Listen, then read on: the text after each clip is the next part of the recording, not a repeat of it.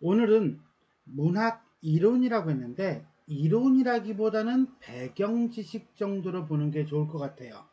영웅소설 또는 영웅소설적 구조. 주로 이제 고전소설에서 많이 이제 우리가 다루어질 그런 내용이라고 보시면 되겠는데, 일단 영웅소설 또는 영웅소설적 구조에 대해서 살펴보도록 하겠습니다. 자, 영웅소설이란 당연히 주인공이 영웅이겠죠. 그죠? 영웅적 삶을 그린 고전소설을 말한다. 그러다 보니까 영웅적 삶이란 영웅의 일생을 얘기하고, 그러한 영웅의 일생을 다룬 소설을 우리는 영웅소설이라고 합니다. 그렇지만 이 영웅의 일생이라고 하는 것이 뒤에 가서는 조금씩 많이 변하기는 변해요. 즉 영웅소설이 아님에도 불구하고 주인공이 영웅적 일생을 띠기도 하고요. 그 다음에 영웅소설임에도 불구하고 영웅이 아닌 사람이 나중에 이제 영웅의 역할을 하는 경우도 있다. 예를 들어서 구운몽이라든가 춘향전 같은 것은 분명히 개인적 욕구인 애정, 사랑을 성취하는 인물들이에요. 그네들을 영웅이라고 보기는 어렵습니다. 그럼에도 불구하고 이러한 인물들, 이몽룡이라든가 아니면 구운몽의 양소유라든가 이런 인물들은 영웅적 일생 구조와 비슷한 형태를 띱니다. 그래서 이걸 영웅소설로 넣어야 할까? 라고 한다면 우리는 그렇지 않다라고 본다. 그 얘기를 하고 싶은 거예요. 두 번째, 그럼 영웅이란 어떤 인물이냐? 했더니 영웅이란 인물은 일단 기본적으로 평범한 사람보다는 탁월한 능력을 가지고 있어야겠죠. 그리고 두 번째는 자신의 이익보다는 집단의 이익 내지는 사회 구성의 이익을 추구하는 인물이어야 되고요. 그래서 결국은 집단적 가치를 우선시하는 인물이다 라고 보면 되겠어요. 자, 그런데 이게 누구의 영웅이냐에 따라서 시족의 영웅이 될 수도 있고 부족의 영웅이 될 수도 있고 민족의 영웅이 될 수도 있고 또는 국민의 영웅이 될 수도 있고, 뭐 최근 들어가지고 뭐 문화적인 영웅이 있을 수도 있겠지만 어쨌거나 간에 집단적 가치를 우선시한다는 것은 빠질 수가 없을 겁니다. 그럼 고전 소설에서의 영웅이라고 하는 것은 아무래도 국가 차원의 가치와 가정 차원의 가치를 아울러서 실현하는 인물 정도로 보시면 되겠어요. 그래서 국가 차원의 가치라는 점에서 본다면 천자를 위하여 충성하는 그러한 인물이다 라고 보시면 되겠습니다. 자, 구성. 이때 말하는 구성은 영웅소설적 구성이에요. 이 영웅소설적 구성은 거의 같은 코드를 띱니다. 순서가 비슷해요. 물론 한두 개가 빠지는 경우는 있겠지만 그래도 고귀한 혈통, 하늘에서 태어났다든가 아니면 충신의 자손이라든가 비정상적인 출생, 뭐 15달 만에 태어난다든가 알에서 태어난다든가 아니면 태어났더니만 향기로운 냄새가 난다든가 실연, 부모가 돌아가셔가지고 떠도는 삶을 산다. 기아 모티프라고 해요. 그러다가 구출자에 의해서 양육, 자, 길러진다는 거죠. 그리고 그 다음에 영웅적 행위를 통해서 위협을 이루고요. 그 다음에 고귀한 지위를 획득한 다음에 가족을 꾸립니다. 가정을 꾸린다라고 보시면 돼요. 그 다음에 7번은 나오는 경우도 있고 안 나오는 경우도 있는데 잘 먹고 잘 살았다 라고 끝나는 경우도 있고요. 잘 먹고 잘 살다가 천상세계로 올라갔다. 뭐 이렇게 얘기하는 경우도 있습니다. 어쨌거나 간에 영웅소설은 이런 7가지 단계를 기본 코드로 갖는다 라고 보시면 되겠습니다. 자, 작품을 본다면요, 홍길동전이 가장 대표적인 영웅소설이라고 볼 수도 있고, 그죠? 그 홍길동전을 출발점으로 해서 소대성전, 장풍운전, 장백전, 황운전, 유충열전, 조웅전, 이대봉전, 현수문전, 옥루몽, 남정팔란기, 정수정전, 홍계월정, 김진옥전, 곽혜룡전, 유문성전, 권익중전 등등이 있습니다. 자, 여기서 우리가 그래도 한번 드러나 봄직한 작품은 소대성전, 유충렬전, 조웅전, 그 다음에 옥루멍, 그 다음에 홍계월전, 곽혜령전 정도 들었다면 그냥 평범한 거. 거기다가 장풍운전, 장백전, 그 다음에 이대봉전, 남정 팔란기 정도 들었다면 요건 조금 많이 풀어본 학생. 나머지 것들도 봤다라고 한다면 이건 찾아서 공부한 학생. 뭐 이 정도로 볼 수 있지 않을까 싶어요. 즉 최소한 동그라미 친 거 소대성전, 유충렬전, 조웅전, 그 다음에 옥루멍, 그 다음에 홍계월전, 곽혜룡전 이 정도는 알고 있어야 된다 라고 보시면 됩니다. 자, 그럼 영웅소설의 유형을 보도록 합시다. 유형을 본다면요, 자, 주인공이 남자인 경우, 또 주인공이 여자인 경우, 그 다음에 남자와 여자가 같이 영웅인 경우, 이렇게 볼 수 있어요. 가장 대표적인 남자 주인공으로 본다면 아무래도 소대성전, 조웅전, 유충렬전, 장백전 정도가 될 겁니다. 정수정전이라든가 홍계월전은 아무래도 여자가 영웅인 경우고요.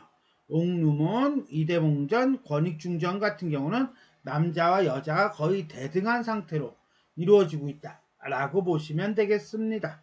그러니까는 이 남자가 주인공은 이쪽은 전반기, 그 다음에 이쪽은 중후반기 이렇게 보셔도 됩니다. 자, 계열을 봅시다. 영웅소설의 계열은 크게 두 가지로 볼 수 있어요. 일단 영웅소설은 무조건 전쟁이에요. 전쟁이 안 나올래야 안 나올 수가 없어요. 그런데 이 전쟁이 역사적 배경으로 하는 전쟁이냐 아니면 가공적인 전쟁이냐 이렇게 보면 돼요.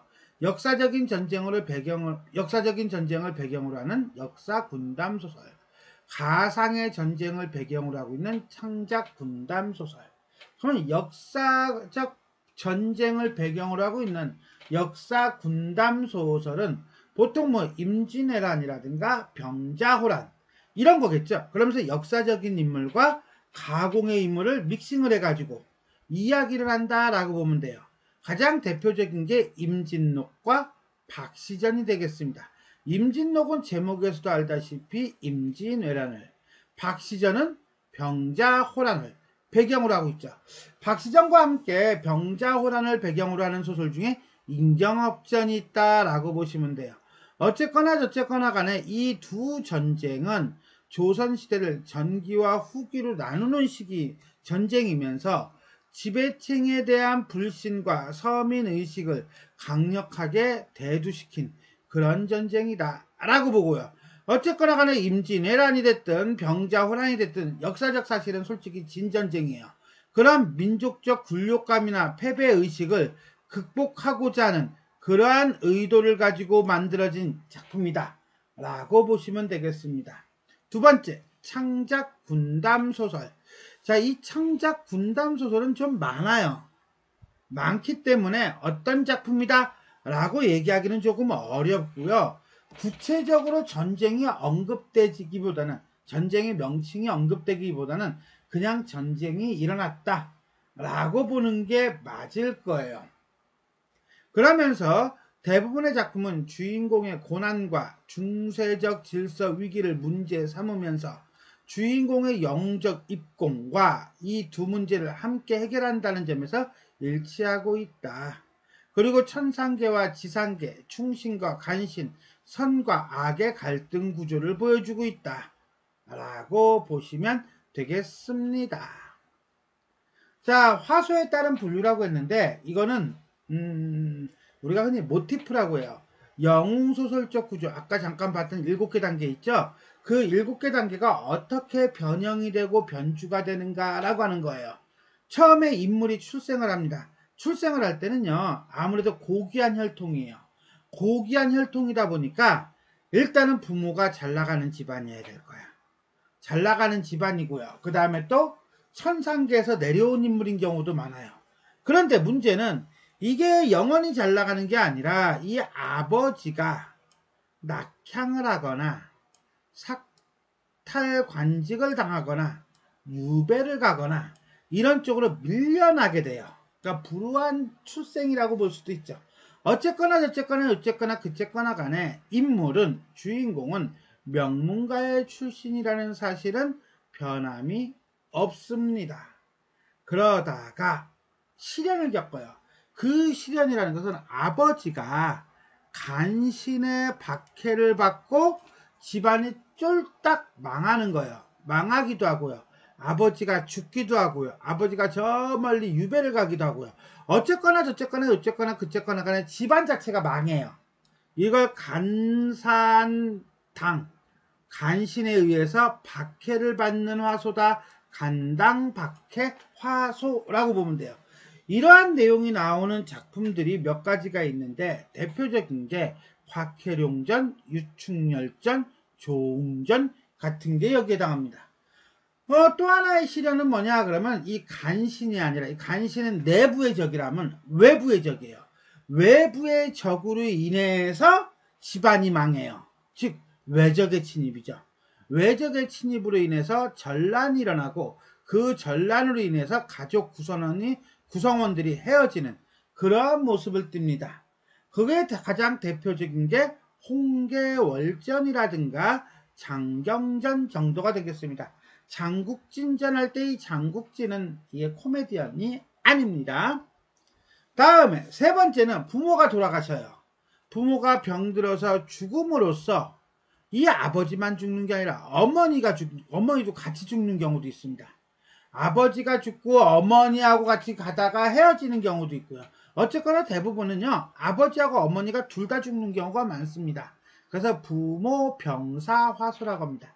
대표적인 작품은요, 소대성전입니다. 소대성전은 아버지가 죽고 며칠 안 있어서 어머니도 죽죠. 자, 이러한 1번, 2번, 3번으로 인해서 아이가 떠돕니다. 떠돌다가 여기저기 떠돌아다니다가, 이때 떠도는 건 아이 혼자서, 주인공 혼자서 떠도는 경우도 있고요. 어머니하고 같이 떠돌다가 어머니하고 헤어지는 경우도 있고요. 어쨌거나 그쨌거나 간에 해적을 만나가지고 헤어지게 됩니다. 완전히 외톨이가 되는 거죠. 이런 걸 수적 핍박 화소라고 합니다. 대표적인 거는 홍계월전과 유충열전이 여기에 해당한다라고 보시면 돼요. 그러고 난 다음에 이러한 시련과 고난을 아이가 혼자 해결할 수는 없잖아요. 그러니까 누군가가 도와주는 사람이 나와요. 그 누군가가 도와주는 사람이 데리고 와서 키우면서 그 도와주는 사람의 딸하고 같이 결혼을 하거나 연애를 해요. 결혼까지는 안 가더라도 연애까지는 가는 경우가 많습니다. 그런데 그렇게 도와주려면 아무나 도와주진 않잖아요. 그러니까는 어떤 주인공의 부친, 아버지의 친구이거나 아니면 주인공의 인물됨을 알아보는 사람일 거예요. 자, 주인공의 인물됨을 알아보는 게 소대성전이라고 한다면 주인공의 부친의 친구인 게 아마 유충열전일걸요? 이렇게 보시면 될 거예요. 이거 헷갈리네. 다음에 또 하나. 그럼에도 불구하고 이게 주인공이 이 소대성전이 대표적인데 외모가 완전히 그지발사계야. 그러니까는 이 주인공을 도와주는 구원자는 인정을 해주는데 그 구원자의 가족들은 별로야. 마음에 안 들어. 그래서 내쫓고 싶어. 박해를 해. 박대를 해. 이런 경우예요. 이런 걸 구원자 가족에 의해 주인공이 박해를 당하는 화소입니다.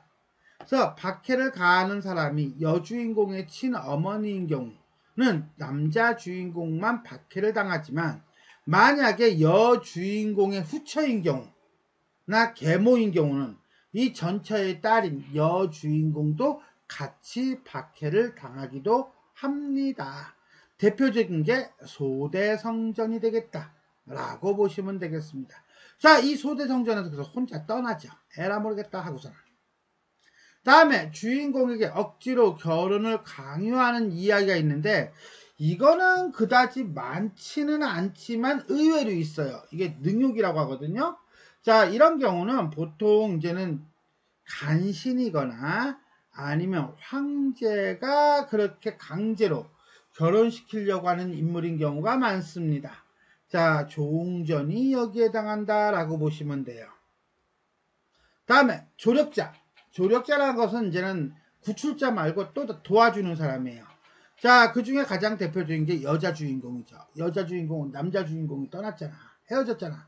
그러니까 남자 주인공을 찾아서 떠나는 거예요. 근데 여자가 혼자서 떠나려고 하면 되게 위험하잖아요. 그러니까 뭐 합니까? 남장을 합니다. 이런 걸 우리는 뭐라고 하냐면 변신 모티프라고 합니다. 어쨌거나 간에 간신의 박해나 혼인의 강요를 받은 여자 주인공이 집을 떠나는 이야기고요. 이때 여주인공은 남장을 하고 떠나는 경우가 많습니다. 자, 여기에 해당하는 게 이대봉전이 여기에 해당한다라고 보시면 돼요. 뭐 나머지도 있는데 그나마 들어봄직한 작품들만 얘기합니다. 자, 그 다음에 두 번째, 여주인공이 떠나는 것이 아니라 남주인공이 떠난 상태에서 남주인공이 또 다른 조력자를 만나는 거예요. 오케이? 그래서 주인공이 조력자를 만나서 그의 집에서 의탁하며 응거하는 이야기. 보통은 스님을 만나거나 도사를 만나는 경우가 많습니다. 그리고 그를 스승으로 모시죠. 대표적인 게 조웅전이 되겠다라고 보시면 돼요. 세 번째는 주인공이 은거하면서 스승으로 모신다고 했잖아요. 그죠? 무예를 수련하고 그 다음에 능력을 업그레이드하는 거예요. 소위 아이템을 따는 거지요. 자, 어쨌거나 저쨌거나 간에 이 의탁한 곳에서 배필을 만나 혼인하거나 아니면은 애인을 만나는 경우가 많습니다. 자, 여기에 해당하는 게 장국진전이라든가 홍계월전이 여기에 해당한다 라고 보시면 되겠습니다. 자, 여자를 만나거나 남자를 만나고 하여튼 애인을 만나 남녀 주인공이 만나서 애정을 갖는 거 이런 걸 기이한 인연과 기이한 만남, 기이한 인연과 기이한 만남에서 기연기봉화소라고 합니다. 이 기연기봉화소로 만나가지고 부모의 허락을 받는 경우도 있고요. 아니면은 아예 사고 먼저 치고 나중에 허락을 받는 경우도 있습니다만 대표적인 게 김희경전입니다. 어쨌거나 간에 이렇게 이제 기이한 인연을 만나는 경우도 있는데 이거는 남자와 여자가 만나는 거예요. 그게 아니라 아까 여자가 남장을 한다고 그랬잖아요. 그죠? 여자가 남장을 하는 경우가 있어요. 그럼 남자 주인공은 여자인 줄 모르죠. 남자인 줄 알죠. 남자인 줄 알고 형 동생 간 하다가 느낌적인 느낌이 이상한 거야. 내가 성적으로 문제가 있나? 하는데 알고 봤더니 여자인 거야. 이런 경우가 있고요. 아니면 남자가 저 여자 괜찮다는 소문을 들었어. 그래서 여장을 해요. 여장을 하고 난 다음에 여자인 척하고 여자 주인공을 만나요. 그러고 난 다음에 인연을 맺는 경우가 있습니다. 어쨌거나 간에 일단 남자 주인공이 여장을 하고 여주인공과 인연을 맺는 경우 이런 경우 중엔 우리가 김진옥전 내지는 장국진전이 여기서 많이 이제 언급이 돼요. 자, 나라에 난리가 났어. 나라에 위기가 있어요. 그 2차적인 시련입니다. 1차적인 시련은 아까 봤듯이 이제 아버지가 모함을 받아서 내지는 외적의 침입으로 인해서 집안이 풍지박산이 나고 어머니하고 헤어지고 그리고 난 다음에 혼자서 주인공이 떠도는 삶을 살았다면 이걸 어찌 본다면 개인적인 위기죠. 근데 이게 국가의 난리는 이거는 사회적인 위기예요. 그러니까 위기의 어떤 임팩트가 더 커졌다라고 보면 돼요. 자, 근데 이 나라가 위기가 나오는 게 몇 가지 어떤 코드가 있는데 첫 번째는 간신들이 반역을 하는 거야. 반역을 해서 이게 나라가 위기에 오르는 거예요. 그 간신들은 어찌 본다면 앞에서 주인공의 아버지를 모함했던 그 간신이 요 간신이라고 보면 돼요. 대표적인 게 유충열전이라든가 조웅전이에요. 이게 아니라고 한다면 이 간신이 아니라 이 황제 집안의 문제야. 지들끼리 싸워. 그리고 황제 자리를 찾겠다고 숙부가 형이 부마가 쌩 난리를 치는 거야. 이런 거에 이제는 장경전이 해당한다라고 보시면 돼요. 세 번째는 주인공이 자객에 의해서 공격을 당하는 거예요. 이런 경우는 보통 이제는 전쟁 중일 때가 많아요. 전쟁 중일 때 적군이 몰래 자객을 보내는 거죠. 그게 아니라고 한다면 아까 봤던 어떤 구원자의 집에, 구출자의 집에 있는데 그 식구들이 싫어한다고 그랬잖아요. 그 식구들이 자객을 보내는 거예요.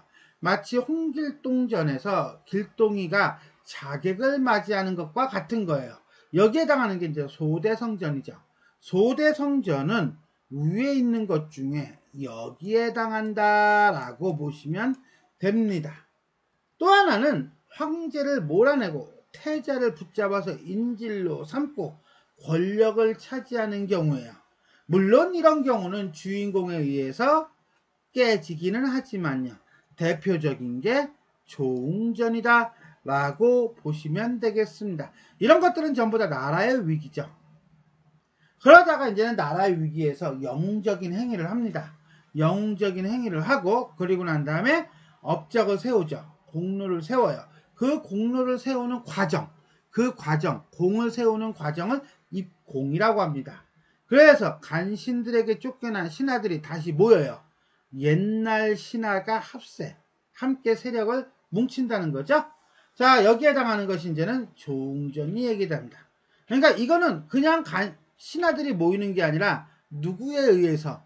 주인공인 영웅에 의해서 모이는 거예요. 그러니까 앞장서는 거죠. 두 번째는 부친을 만나요. 부친을 만난다는 것은 결국 가문을 회복한다는 거죠. 가문을 회복하는 경우예요. 자, 이런 경우는 우리가 이제는 홍계월전이 여기에 대표적이다 라고 보시면 됩니다. 그리고 기타 등등등등. 이제 해피엔딩으로 가면서 중간중간에 이제는 변형이 들어가는 것 중에 중간에 용궁에 가서 용왕을 도와주는 경우가 있습니다. 용왕을 도와줘가지고 용왕이 자기 자리를 제대로 잡을 수 있도록 용왕한테 대드는 어떤 뭐 해삼, 멍게 이런 것들을 다 없애버리는 거예요. 그리고 난 다음에 용왕으로부터 이제 칼을 받는다든가 갑옷을 받는다든가 뭐 이런 식이죠. 일종의 비현실적 공간을 집어넣음으로써 재미를 돋구는 거다라고 보시면 돼요. 여기에 해당하는 게 이제 김진옥전이라든가 이대봉전 정도가 되겠습니다. 자, 수륙제를 지낸다라고 하는 게 하나 있는데 이거는 죽은 사람을 위로하기 위해서 제사를 지내는 거예요. 그런데 제사를 지내는데 부모님이 돌아가셨어. 그래서 부모님이 돌아가서 제사를 지내는데 부모님이 나타나. 뭐 이런 식으로 어떤 부모라든가 헤어진 가족을 극적으로 만나는 그런 계기를 만들어준다라고 보시면 되겠습니다. 유충열전이라든가 이대봉전이 여기에 해당한다 라고 보시면 되겠습니다. 그 다음에 마지막으로 이제는 영화, 이제 해피엔딩으로 가야 되겠잖아요, 그죠? 그럴 때 이제는 주인공이 부마로 간택된데 이거는 뭐야? 공주의 남편이 되는 거죠. 이거는 이런 경우에요. 여기 보면 남자 주인공이 부마가 돼 행복한 결말로 이르는 경우도 있고요. 여자 주인공이 남장한 경우에는 황제가 여자인 줄 모르고 부마로 간택해요. 이건 좀 그렇죠? 그래서 이야기가 또 죄송합니다. 쌀의 황제 뭐 이렇게 나가는 경우가 많아요. 그래서 김진옥전, 이대봉전, 정수정전인데 이 두 번째 경우는 아무래도 이게 나올 수밖에 없어요. 여자 주인공이 남장을 하게 된 이유를 알릴 수밖에 없습니다. 안 그러면 이거 이상하잖아. 그죠? 그렇게 함으로써 이제는 빠르게 어떤 갈등을 해소하는 게 바로 이제 홍계월전이 여기에 해당한다 라고 보시면 되겠습니다. 다음에 구원자에게 보답하고 적대자에게 복수하는 거, 이거 인과 응보죠. 사실은 이런 건 대부분의 영웅소설이 다 여기에 해당한다고 보면 돼요. 곽혜룡전, 유충열전, 조웅전, 정수정전. 그 다음에 남자 주인공의 애첩을 벌을 주는 거. 자, 요거는 이제는 홍계월전이 여기에 해당해요. 즉, 지 남편이 정신을 못 차려. 그래서 여자가 그냥 애첩을 죽여버리죠. 뭐 이런 거예요. 다음에 죽은 이를 살려내는 이야기. 자, 이거는 구약 모티브예요. 약을 구하는 모티브하고 연결되는 건데 죽은 왕이라든가 부모 등을 약을 구해와서 살려내는 이야기이다. 김진옥전이 여기에 해당한다 라고 보시면 되겠습니다. 자, 이렇게 해서 우리는 영웅소설 내지는 영웅소설적 구조, 그 다음에 영웅소설을 여러 개의 어떤 기준을 가지고 나눠보기도 하고 묶어보기도 하고 화소별로 쪼개기도 하고 하면서 이래저래 한번 살펴보았습니다. 자, 지금까지 내용이 도움이 되셨다면 좋아요와 구독 버튼 눌러주시고요. 알림 설정 부탁드리겠습니다. 수고하셨습니다.